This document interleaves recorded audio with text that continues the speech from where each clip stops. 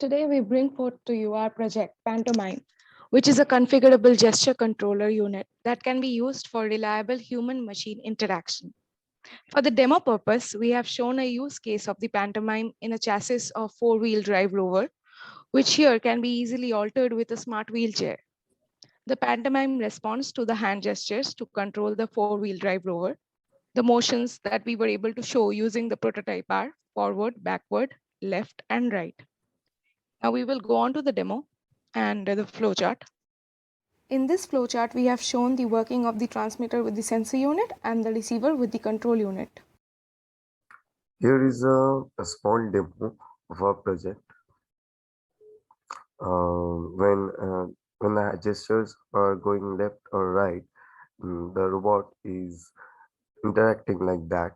So as you can see, like upon tilting our hand forward or backward, the robot is moving on that direction. So here is the PCB design and the schematic of the transmitter and sensor unit. On the left, we can see the schematic, and on the right here is the PCB of the schematic.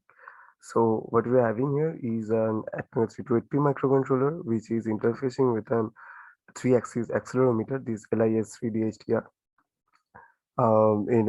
This accelerometer measures the inclination angle and sends to the microcontroller. Microcontroller decodes those inclination angle into the left, right, forward, or backward commands and transmit them over air with this transmitter, 433 megahertz transmitter.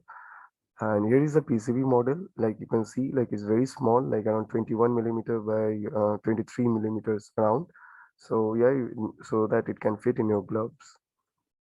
Here is the PCB design and the schematic unit of the receiver and the control unit, which is supposed to be placed on the robot. Here is the microcontroller again, and with that, it has a receiver which receives the signals from air. It does some checksums and corrects if something goes wrong for errors. And now it interfaces a motor driver, high current motor driver, to control some motors.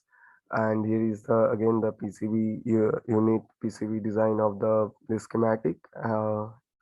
It's a pretty much a bit bigger than the previous one since it's supposed to be placed on the robot. So that trade-off is fine for us.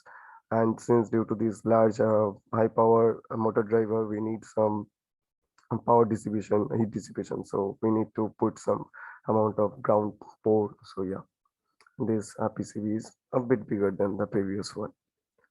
And here are the 3D models of the PCBs. You can see this is the 3D model of the transmitter and the sensor unit, which will look like if we manufacture the PCB in real time. And this is the PCB of the receiver and control unit if we again manufacture this in real time.